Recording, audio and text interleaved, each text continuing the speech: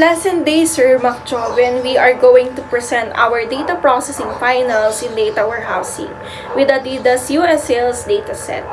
We are the Power 3000 Pop Girls. I'm the leader of this group, Raven Bunda, together with my members, Relin Garcia, Mark Alfred Dacayanan, and Christine Guadalupe. For the next slide, this is our data set with 10 attributes of retailer ID, states, products, price per unit, units sold, total sales, operating profit, operating margin, and sales method. The context and perspective is Adidas is a German company founded by Adolf Dassler. Is known for manufacturing athletic clothing and footwear. Their headquarters are located in Herzogenaurach, Bavaria. This summary will focus on Adidas sales in United States as it competes with other companies like Nike, Word Balance, and Under Armour. Adidas offers a diverse range of products catered to the needs of athletes and sports enthusiasts in various sports and fitness activities. This brand provides customers with wide selection of styles available in the market, appealing to both fashion and sport fans. Adidas has established a global preferences with a vast network of retail partners including department store, specialty shops, multi-brand athletic stores, and online markets. For the organizational understanding, Adidas aims to identify its current retailers such as Foot Locker, Walmart, Sports Direct, Westgear, Kohl, and Amazon to determine which one generates the highest revenue. This information is important to researchers as it helps them assess Adidas' competitiveness against rivals like Nike and Bench. It's also crucial to understand which product sells the most in each store to maintain a strong profit margin and financial stability. And researcher will use correlational analysis, a statistical method, to measure the strength or relationship between different attributes in the dataset and achieve this goal. So, in order to determine the 10 attribute correlation matrix, it is listed below. The following attribute compose the dataset. Number 1 is the retailer. This is the brand name of the retailer. Retailer ID. This is the identification that represent each retailer. The state, the country where the goods exported, the product, types of good purchase, and price per unit. This is the cost of the item sold.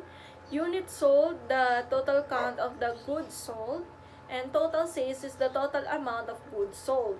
The operating profit, the total that retailer gain in the operation. Operating margin is the percentage of the profit. And the sales method, this is the type of procedure of the purchase.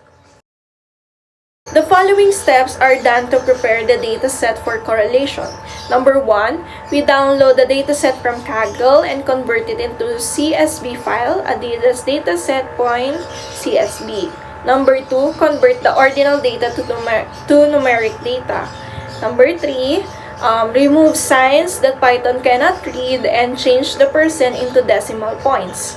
Number 4, upload in the Python directory. Number 5, perform the program. And number 6, observe the value of each attribute.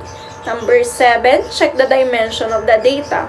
Number 8, check if there are any missing values, cleanse the data, do the data processing, and display at least 3 data visualization. Next, in this slide, these are the numerical variable of the ordinal data that we change using Microsoft Excel to easily call the data in program and can read by Python.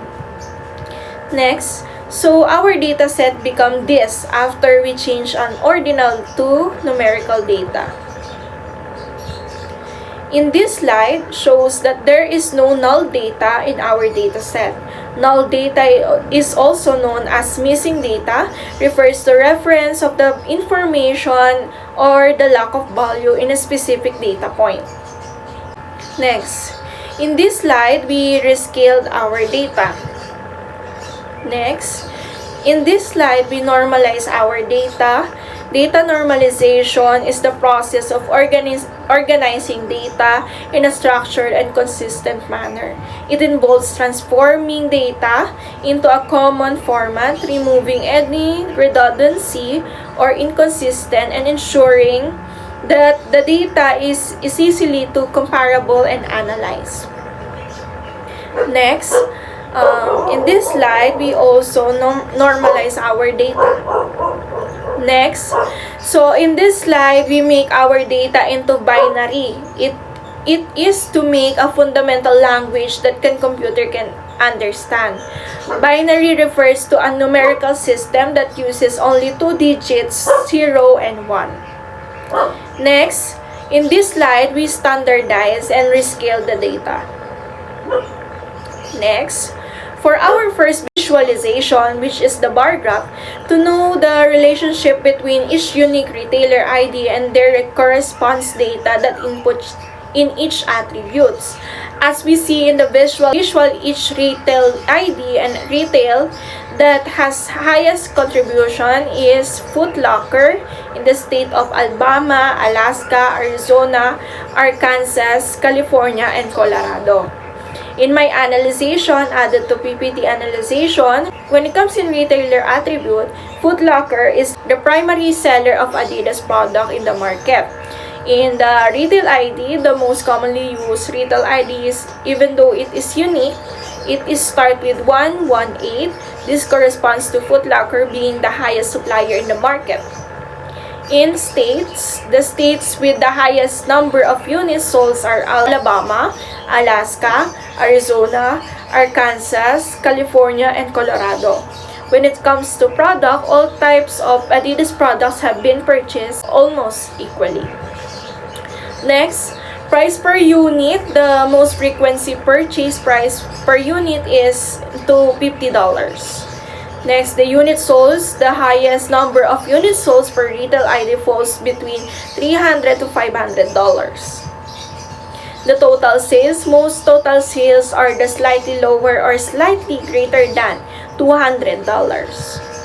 In operating profit, the majority of operating profit are lower than $100,000. Operational margin, the typical profit margin used by each retailer ID ranges from 30% to 40%. And lastly but not the least, the sales method. The most commonly used method of selling is through an outlet. The second visualization, the line graph. From the given illustration, it is observed that certain elements such as retailer, price unit, operating margin, units sold, sales method, states, and product are presented by vertical lines. This indicates that the data associated with the elements is discrete. Discrete data refers to variables that are finite, numeric, countable, and non-negative integers. On the other hand, total sales and operating profit are depicted by mountain shapes, suggesting a smooth and gradual change in values as one variable changes relative to another. Especially in the example of provided, it can be seen that the value increased from 0.0 to approximately 0.4 and then decreased similar to the pattern observed in the operating profit. Lastly but not the least, the scatter plot. In the scatter plot, there is a visible correlation among various factors such as retailer ID, states, product, price per unit, units sold, total sales, operation profit, operation margin, and sales method. However, upon closer inspection, the following observation can be made that number 1, the retailer factor shows a decline from 6 retailers to 4 retailers, indicating a decrease in their ability to supply. Number 2, the retail IDs have increased from 1.16 to 1.20, suggesting a rise in the identification number assigned to retailers. Number 3, the number of states represented in a graph has decreased from 50 to 40. Number 4, the product factors display fluctuations in the number of buyers experiencing an increase to 6 and then decrease to 5. This variation does not result in significant losses. Number 5, other factors do not exhibit noticeable changes as they are focused on achieving their goals within the Adidas company. In the summary, the scatter plot graph depicts the correlation among various factors, but specific elements shows changes in fluctuation in values as described above. Despite the challenges we face while running the program, we persevere and embrace them as an opportunity for growth. Through these difficulties, we enhance our decision-making skills and develop the ability to find creative solutions to problems that arise. We take ownership of the process and explore the various approaches to achieve our goals.